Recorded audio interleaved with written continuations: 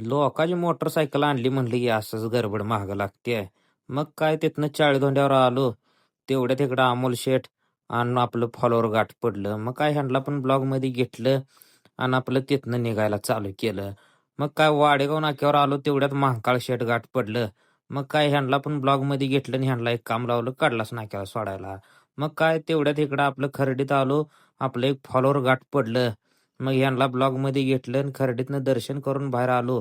तेवढ्यात गडी चाबूक अडकावूनच गाड्यानं हात केला. मग काय गाड्याला म्हणलं काय सुट्ट नाही तर. मग आलो आपल्या गाडीपाशी लोकल एक आलती. गेलो लोकल एक मारली आणि दुकानावर आलो. तर तेवढ्यात इकडं बर्थडे सेलिब्रेशनची तयारी चालू होती. मग काय आपलं समाधान पाहुणं जाऊन केक घेऊन आलं. मग त्यांच्या शुभ हस्ते फेटा बांधायला सुरुवात झाली. तेवढ्यात इकडं बॉयलर पेटवून केक कापायची सुरुवात झाली. मग काय मस्तपैकी केक बिक कटिंग करून झाला. केक बिक सगळा चारून झाला. तेवढ्यात लक्षात आला हार आणलेला काय हार घालायला लक्षात राहिला नाही.